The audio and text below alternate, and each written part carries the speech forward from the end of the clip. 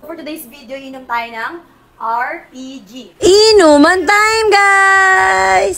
Red Horse, Pineapple, and Gin Bilog. Ayan, so napanood ko lang din yan. And gagahin natin mukha kasing masarap nung nag-mix siya.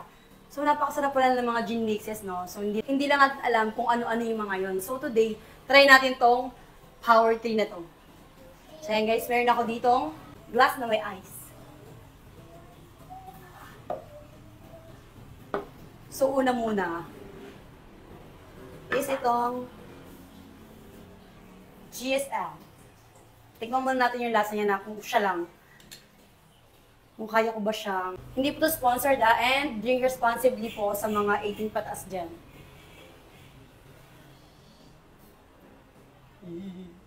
Sabi nila lasang blade daw to. Tingnan natin. Ay, pakihano nga. Pakihadis nga yung isang kutsirya.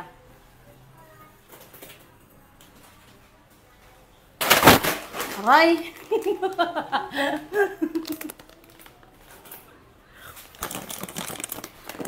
Kailangan ko ng pulutan, baka di ko kayanin yung last ng blade.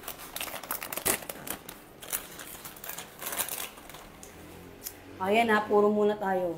Natin kung kaya ng powers ko.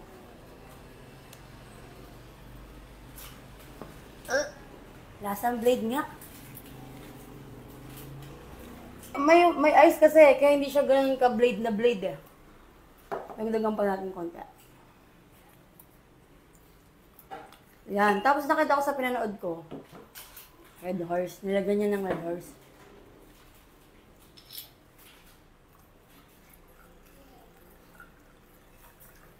Yan. Tapos konting-konti lang daw yung pineapple. Para nandun pa rin yung sipa.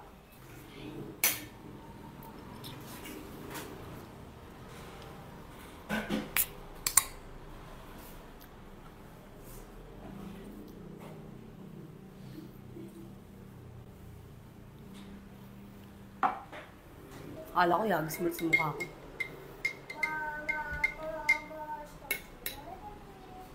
Cheers!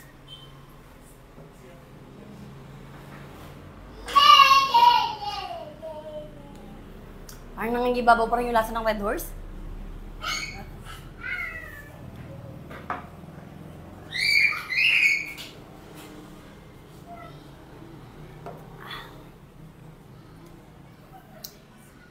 Alam nyo guys, habang nag-inom ako, magchikahan tayo, no? Siyempre, bilang isang marites, nabalitaan ko na ito pala talaga yung issue ng paghihiwalay ni Bea at ni Dominic. Ayon daw sa napaka-reliable na source, 100% reliable. Yung engagement daw na yun, kampo daw ni Bea ang may plano talaga nun. Hindi daw talaga si Dom ang nagplan na na mag-propose na suggestion yun ng company Bea. Tapos nagbibili na ng engagement ring.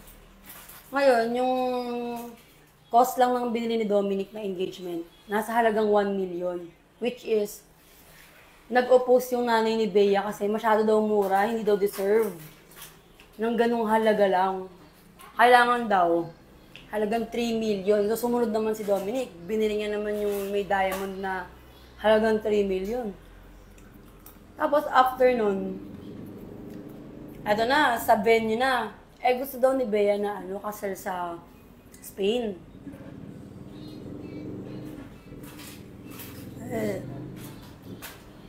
Lasa yung Red Horse talaga. Tapos, syempre, pag sa Spain, ang mahal ng expense, diba?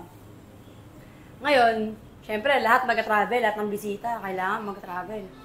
Ngayon, nung pagdating na ng down payment, nagulat sila na yung presyo na babayaran ni Dom times 5 daw ng halaga ng mga house and lot or mga condo. So, doon na ngayon umatras si Dom. Parang feeling niya, hindi talaga kaya mag-work. Kasi Dom pa lang, di ba? Kaka-pressure, may laging may halaga. Tsaka, syempre, as an independent woman, ayaw ni Bea na siya yung gagastos. So, yun lang.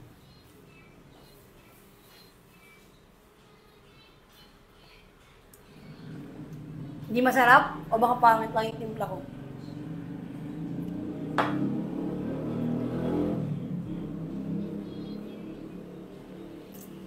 Bye guys!